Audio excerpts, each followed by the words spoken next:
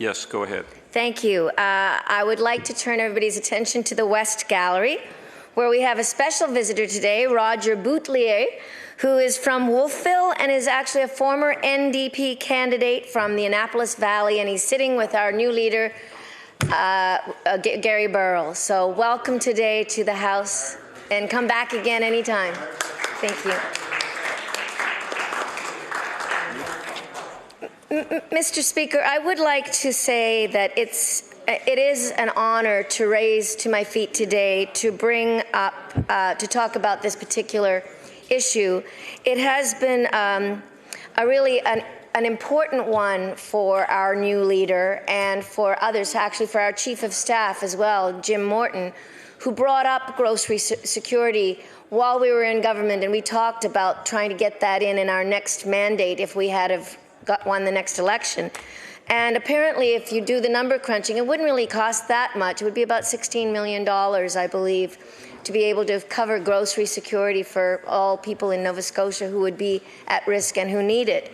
So I really do think that the Grocery Security Act would be a very good and positive step forward for the province. And today I'd like to speak to it, particularly in my capacity as the Status of Women critic.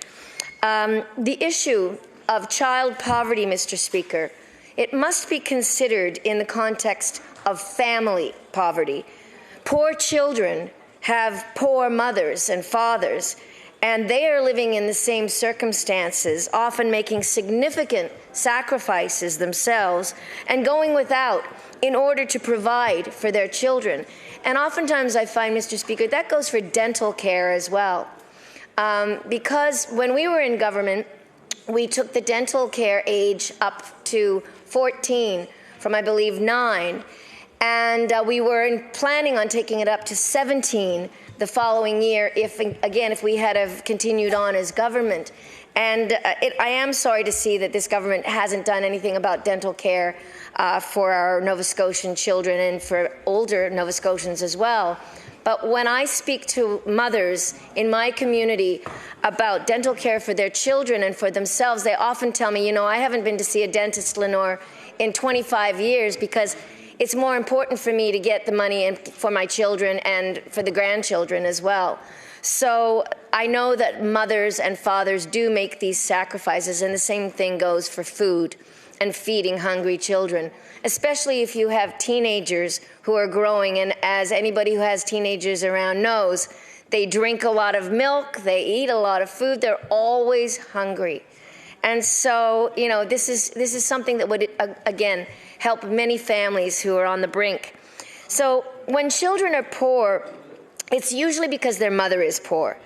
The causes of women's poverty are complex and often involve sexist, misogynistic, or racist policies and attitudes about women and the work that we do.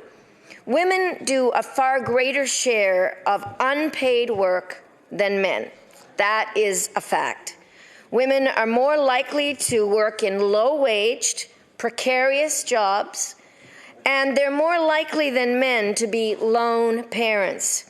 In Nova Scotia, 85% of lone parent households living on a low income are headed by women. As a matter of fact, Nova Scotia broadcaster and journalist Jackie Torrens, who's a good friend, recently made a documentary film about this very subject, and it's called My Week on Welfare, in which she spends a week finding out and discovering what it is like to actually live on welfare in Nova Scotia today, or income assistance, as we call it here.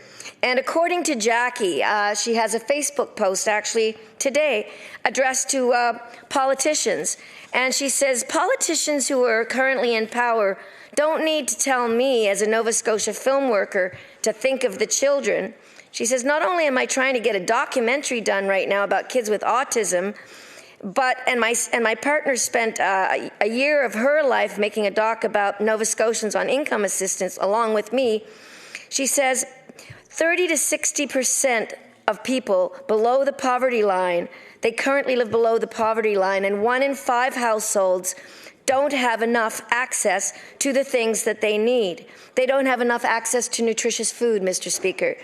And she said that, by the way, she says, that's part of what a province's film industry does, is it tells the stories of the region, to the region, and sometimes to the country and the world. And she says that is the purpose for filmmaking, and that is why she does what she does. And I'll tell you, if you get a chance to see her movie, My Week on Welfare, which I saw last year in Truro with an anti-poverty group there, it's very, very moving. It tells the story of several different people living on income in Nova Scotia. And I'll tell you, it's like Betty Davis says, or like she once said about being old. She said, old age ain't for sissies. Well, I'll tell you, poverty ain't for sissies. It's very, very difficult, Mr. Speaker. So surprisingly, income is the strongest predictor of food insecurity. And the more money that you have, the less likely you are to worry about running out of food, going hungry, or missing your medications. Lone parent families headed by women are the most vulnerable to food insecurity. Across the country, Mr. Speaker, more than 170,000 lone parent families headed by women were food insecure in 2014. That's 170,000 families headed by women. Almost 50,000 of those households were experiencing severe food insecurity, missing meals, reducing their food intake, and going whole days without food. Last year, more than half of all food bank users in this province were women. Half of the food bank users were women. This is an increase from the year before, with significant increases in the prices of food and no corresponding increases to income assistance rates, which were frozen, as we know, for 2 years in a row. Women are struggling to provide nutritious food for their children and for themselves. And I'll tell you, Mr. Speaker, this is going to affect the health care budget. As you get older, and if you are not healthy and you haven't been eating nutritious food, guess what? You're going to get sick. You're going to get sick more often and more severely. And that is going to take a toll also on our health care and on the budget there and on people's lives, which is really what it's all about, isn't it? So with significant increases in these prices of food, it's very, very difficult for people in Nova Scotia right now, and it could get worse. The Food Action Research Centre at Mount St. Vincent University calculated that a lone mother with 3 children who was receiving income assistance would face a monthly deficit of $715.92 while trying to pay her bills and feed her family a nutritious diet. Now, last year as well, the United Way put on an event here in Halifax, which I took part in at the library, and it was very interesting. And it was called Living on the Edge, I believe. And it was an exercise where probably about 100 of us were there. And you were given a number, and you took a name and a character. You were given a character and a name, and you were told what your circumstances were that you were living in here in Nova Scotia. So I might be a single black woman living with 3 children and a mother who is blind and can't look after herself, for instance. And then you go through, you get a certain amount of money, play money, but at the beginning of it, that would be the amount of money you would normally get. And you have to then go and pay all your bills and get across town. And even they took into consideration whether you needed bus passes. And I'll tell you, trying to make that amount work was almost impossible. You had to do somersaults and dance around and not pay certain things just to get by. And I have to say that brings up bus passes.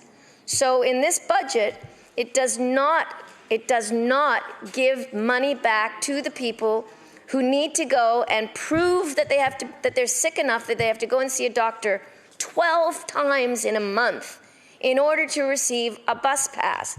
Well, that's ridiculous. I don't know what kind of planet we're living on where people have to go and prove that they're so sick that they need to see a doctor 12 times in order to receive a bus pass. I think it's atrocious, and it's degrading, and I think that these people deserve much, much, much more. So the Grocery Security Act mandates that government adjusts income assistance rates for families with dependent children in order for them to be reasonably assured that they can purchase nutritious food from grocery stores and farmers markets as opposed to food banks. And on that note, Mr. Speaker, I'd like to mention the legislation that's coming forward about food banks and having some tax credits for farmers who would be assisting the food banks.